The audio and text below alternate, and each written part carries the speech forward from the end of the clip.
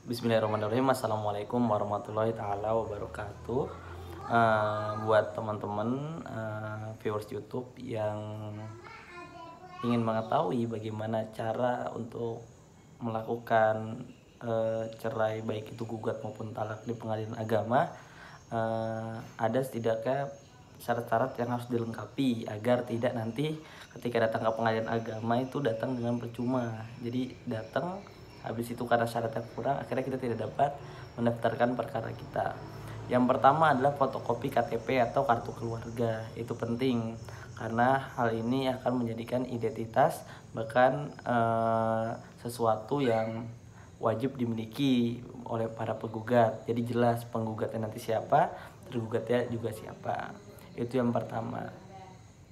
Yang kedua itu adalah kutipan akta nikah ataupun duplikat kutipan akta nikah. Apa yang dimaksud dengan kutipan akta nikah? Itu buku nikah ya, sama-sama kita ketahui. Buku nikah ketika seseorang itu telah menikah, akad, nanti penghulu sebagai petugas pencatatan pernikahan memberikan yang namanya buku nikah. Nah, buku nikah itu yang asli, baik asli dan fotokopi, wajib dibawa ke pengadilan agama. Lalu yang berikutnya, bagaimana jika kutipan akta nikah itu hilang atau buku nikah ini hilang? Jadi caranya kita mengajukan datang ke kantor urusan agama di mana dilangsungkan pernikahan kita. Nanti di sana minta dan menjelaskan kenapa kutipan akta nikah itu bisa hilang, baik terbakar atau terkena bencana dan hal-hal sebagainya, sehingga nanti dari pihak KUA mengeluarkan duplikat kutipan akta nikah. Nanti ini bisa menjadi pengganti dari akta nikah yang hilang tersebut. Pertama fotokopi KK atau KTP, yang kedua adalah kutipan akta nikah ataupun duplikat akta nikah. Lalu yang ketiga yaitu alamat suami dan istri. Ini penting ketika dikatakan cerai gugat, ketika sang istri ingin menggugat suaminya bercerai dengan berbagai macam hal, entah KDRT atau tidak diberi nafkah baik lahir dan batin, maka sang istri ketika ingin mengajukan gugatan cerai, maka dia harus mengetahui di mana keberadaan suaminya sekarang.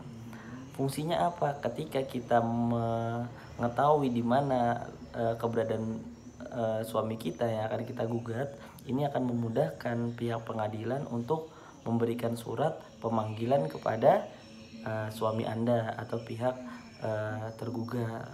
Tapi bagaimana ketika memang kita ditinggal 5 tahun tanpa ada kabar, tetap dapat melakukan yaitu namanya cerai gugat goib dengan cara dipasang pengumuman di media massa mengumumkan agar pihak tergugat atau suami kita yang sudah lama ini tidak tahu keberadaannya agar menghadiri sidang yang telah ditentukan jadwal sidangnya. Akan tetapi mungkin ketika kita memiliki syarat yang lengkap, itu setidaknya dengan perhitungan jarak 2 hingga 3 minggu sudah dapat melaksanakan sidang pertama. Akan tetapi ketika suami kita ataupun istri kita yang akan kita jadikan tergugat, maka akan dipanggil hingga rentang waktu 4 sampai 4,5 bulan dari pendaftaran pertama kita. Itu sangat jauh sekali ya waktunya. Jadi sangat penting ketika kita mengetahui tempat tinggal suami maupun istri kita. Jadi yang pertama fotokopi KTP dan KK, yang kedua adalah buku nikah yang asli atau kutipan akta nikah. Apabila hilang bisa menggunakan duplikat akta nikah.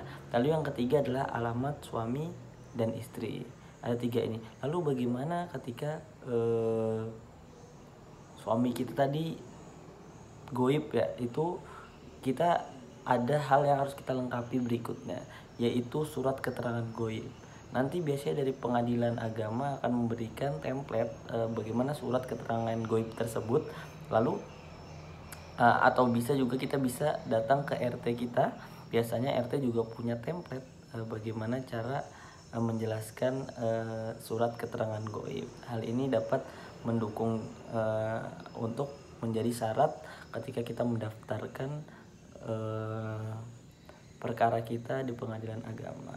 Jadi pertama fotokopi KK dan kartu keluarga, yang kedua adalah fotokopi buku nikah asli dan juga dibawa buku nikah aslinya, dan yang ketiga yaitu alamat suami dan istri. Berikutnya ada surat gugatan atau surat permohonan apabila kita ingin melaksanakan cerai talak.